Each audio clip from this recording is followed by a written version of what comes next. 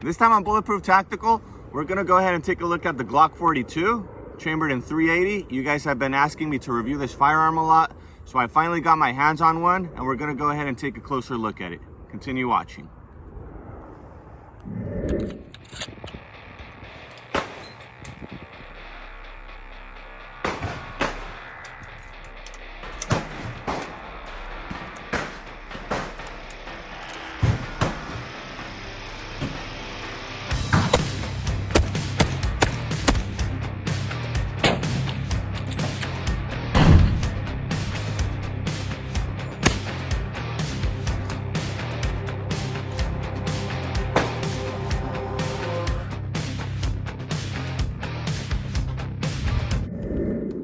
All right, so before we get into today's video, I want to go ahead and say thank you to my viewer that sent this gun down to me. I know you guys were requesting the Glock 42 for a while, so he made this video happen. Let's go ahead and get into today's video, reviewing the Glock 42. Let's go ahead and do a safety check before we continue. Nothing in the magazine. Nothing in the barrel. We're clear. Let's go ahead and continue. Quick disclaimer, Glock does send this gun with 2 mags. I only have one for the review, but when you buy this gun, you get both 6-round magazine. Once again, it's chambered in .380. Its closest competitor would be the Glock 43, chambered in 9mm, also a 6-round plus 1 capacity. So people will say, why am I going to get the .380 instead of the 9mm? This one is the smallest package that Glock is offering right now. This is a bit smaller than the Glock 43 in terms of size. You guys can see the width. The blueprint is slimmer than your standard Glocks. You can right away see the sight picture. It focuses immediately. A really good fiber optic front sight. My viewer has this Hogue grip. This is aftermarket, doesn't come with this, but it definitely makes the grip much more comfortable. What else can we say about it? It's basically a baby Glock. Obviously, Glock did have to do some sacrifices with the size. You don't get your accessory rail here. You can't mount a flashlight or, let's say, a laser. If you're that kind of user, if you're looking for that, that's something you need to consider.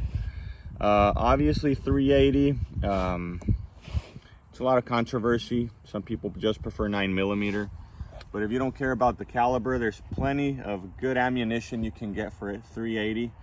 Let's go ahead and look at you get your mag release, the same Gen 5, the bigger button, your standard Glock slide release, same takedown lever, really basic, your trigger safety mechanism. So it's basically a Glock, just reduced in size. Once again, this gun is intended for concealment, so I think Glock did a good job. Let's go ahead and take a look at my hand. I have a smaller hand, and I'm able to get 2 fingers on the grip. My pinky is kind of sliding off there. They do sell a butt plate that you can put on the magazine. That is basically a little extension that allows you to put that pinky finger in there. I still think it's a comfortable firearm. You know, I think it's comfortable. If you have larger hands, that's probably something you might consider. Maybe going with a Glock 43, slightly bigger.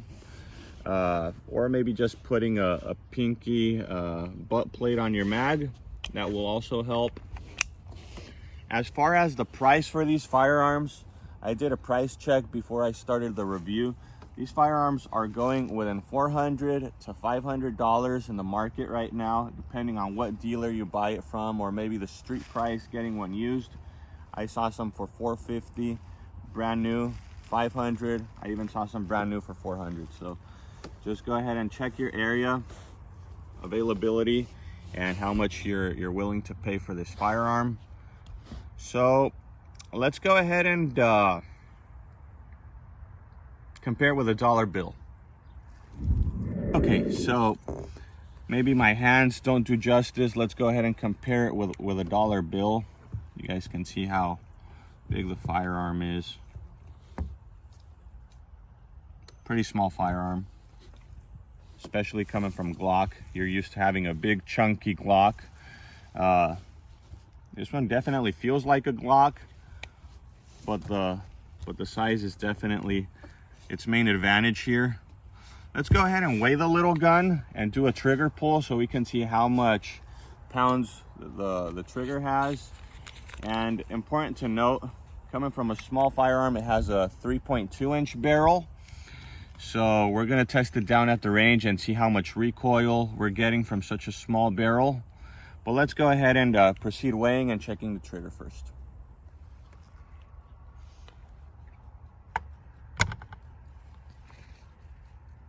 .3 ounces. All right, let's go ahead and do a trigger pull. But before, let's double check once again. We're clear. So let's go ahead and check the trigger pull.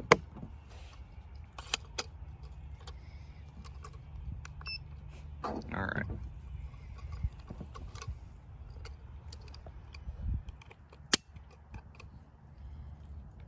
Okay, let's do that again.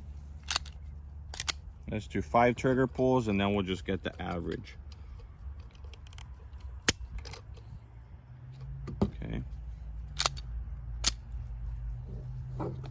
Also, something important to mention is that this Glock is manufactured in the USA, unlike pretty much any other Glock manufactured in Austria. So that could be a plus or a downside for you. Okay.